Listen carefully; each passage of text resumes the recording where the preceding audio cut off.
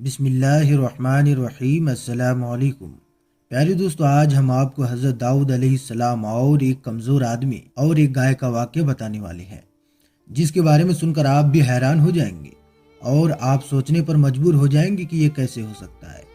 اس لیے آپ سے گزارش ہے کہ آپ اس ویڈیو کو زیادہ سے زیادہ لائک اور شیئر ضرور کیجیے گا۔ تو چلیے دوستو شروع کرتے ہیں۔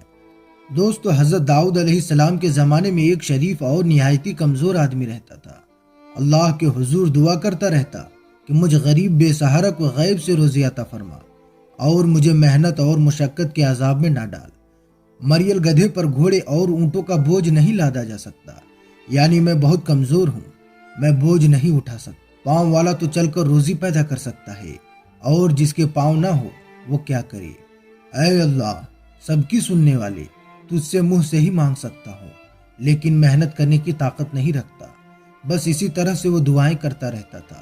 لوگ طرح طرح کی باتیں کرتے کہ اللہ نے ہر شخص کی روزی محنت اور مشقت کے راستے اتاری ہے، لیکن اسے دیکھو، ہاتھ پیر ہلائے بغیر اللہ سے اپنی رزق طلب کرتا رہتا ہے۔ لوگ اس کے بارے میں طرح طرح کی باتیں بناتے تھے کہ یہ کیسا ناکارہ انسان ہے، چاہتا ہے کہ اسے بیٹھے بٹھائے خزانہ مل جائے اور کوئی کام بھی نہ کرنا پڑے۔ لوگ سو باتیں کرتے، لیکن وہ کسی کی پرواہ نہیں کرتا اور برابر اللہ سے دعا کرتا رہتا۔ اس شخص نے دعاؤں اور رونے دھونے کی حد کر دی اور اس کی مراد گھر آئی۔ زور سے دروازہ کھلا اور اس کے گھر میں ایک گائے گھس آئی۔ اس نے فوراً گائے کو پکڑا، ٹانگیں باندھ کر بغیر رکے ہوئے حلق پر چھری پھیر کر گائے کو دیا اور پھر کسائی کو بلا کر اس کو حکم دے دیا۔ گائے کا مالک گلیوں میں اپنی گائے کو تلاش کر رہا تھا اور گائے کو تلاش کرتے کرتے اس کے گھر کی طرف آ گیا۔ آ کر کیا دیکھتا ہے کہ گائے اور کسائی کرنے میں لگا ہوا ہے۔ گائے کے مالک نے رونا دھونا اور چلانا شروع کر دیا کہ ارے ظالم، یہ کیا غضب کیا تو نے، یہ تو میری گائے تھی، تجھے بھلا کیا حق تھا اسے پکڑ کر؟ دعا مانگنے والے نے جواب دیا کہ سنو بھائی، تجھے زیادہ چلانے چیخنے کی ضرورت نہیں ہے، میں برسوں سے اس دعا میں مشروف ہوں کہ اللہ تعالیٰ میرا رزق میرے پاس پہنچا دے، اور اس نے میری دعا قبول کر لی ہے۔ یہ جواب سن کر گائے کا مالک بہت غصے میں آ گیا۔ اس نے پہلے اس کو بہت مارا، پھر اس نے گریبان سے پکڑ کر حضرت داؤد علیہ السلام کی عدالت میں لے جانے لگا۔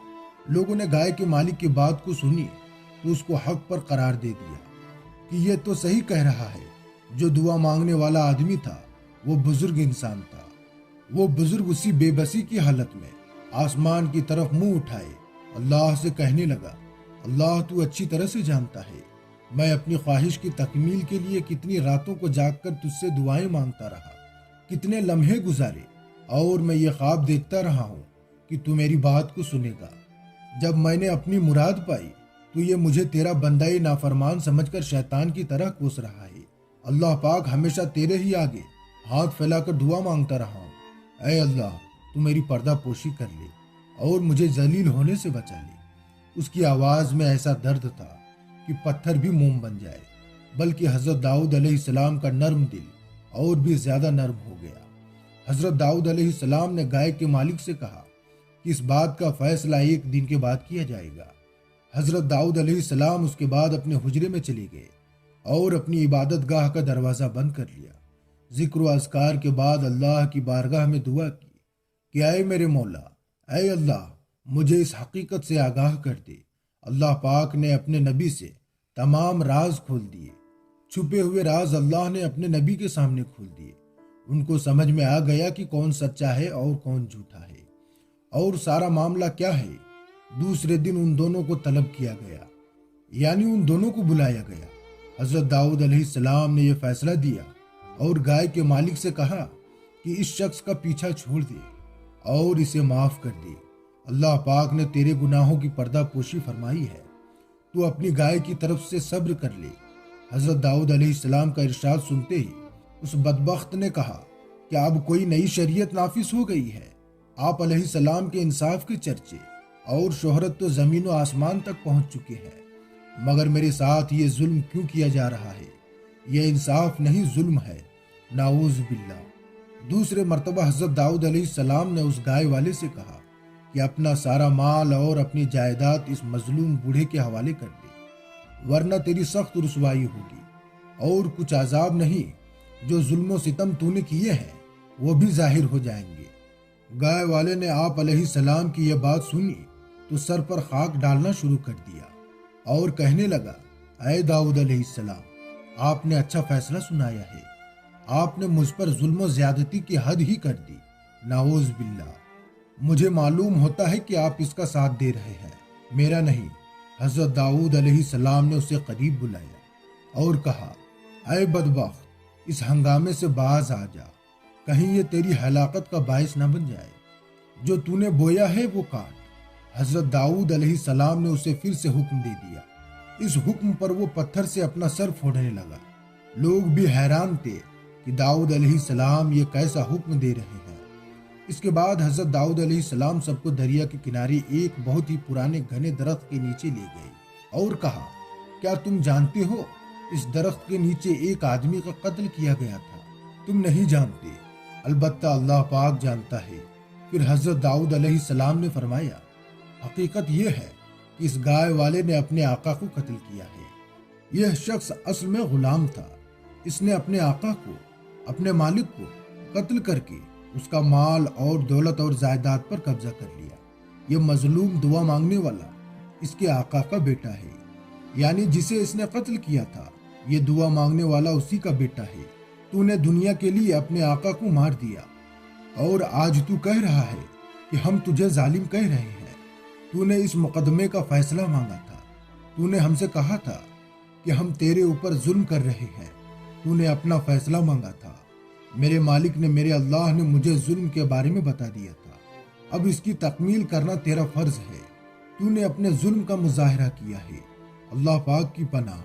تو نے اپنے آقا کو اس طرح سے چھری سے کیا تھا جس طرح سے دعا مانگنے والے نے تیری گائے کو تو نے اپنی چھری کو یہیں پر گڈھا کھود کر دفن کیا ہے۔ اس کا ثبوت یہ ہے کہ اس چھری پر تیرا نام لکھا ہوا ہے۔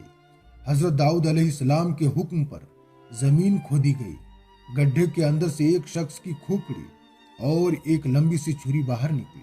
اب گائے والا شخص، یعنی جس کی گائے تھی، جو گائے کا مالک تھا، وہ خوف سے تھر تھر کانپنے لگا، کیونکہ اصل میں قاتل وہی تھا۔